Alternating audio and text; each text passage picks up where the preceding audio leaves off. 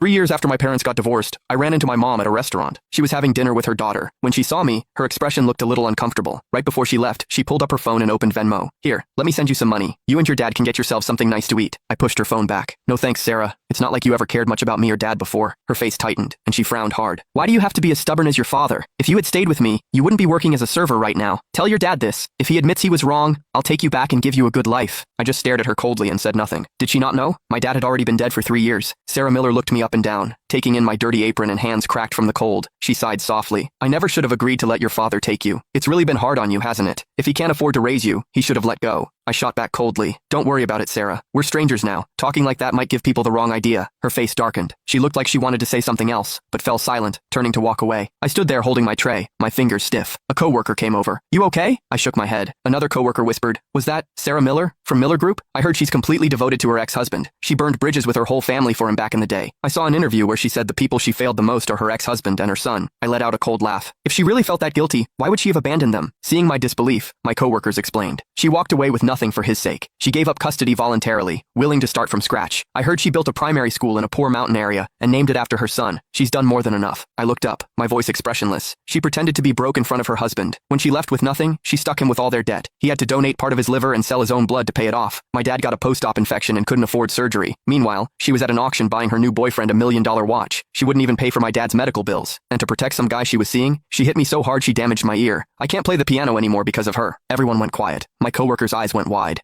I stayed perfectly calm. Yeah, I'm her son. They shut up immediately. After a moment, one asked, but didn't you just say your dad is already? I didn't answer. Lowering my head to kept working, shutting out the gossip. After my shift, I bought a bunch of white chrysanthemums and a birthday cake. At the cemetery, I set the cake in front of the headstone, where my dad's smiling picture looked back. I crouched down, softly singing, Happy birthday. Happy birthday, Dad, I whispered. I ran into her today. I don't think she knows you're gone yet. The next day, the restaurant was eerily quiet when I showed up. My mom was sitting in the middle of the dining room, an untouched cup of tea in front of her. Her face was dark. The manager wiped sweat off his forehead, forcing a smile. Ms. Miller, we'll definitely look into what happened yesterday and get back to you with an explanation. Before he could finish, her eyes locked onto me, hitting me with a familiar wave of pressure. I walked over, my voice hard. Sarah, what do you want? She looked up, her tone ice cold. Something was wrong with your food yesterday. My daughter got sick on the way home. Her father is very upset. I smiled tightly. So, are you using this as an excuse to come after me? Or do you want to drag me and my dad over to apologize to Caleb like you did 3 years ago? Her expression shifted instantly, as guilt flickered behind her eyes.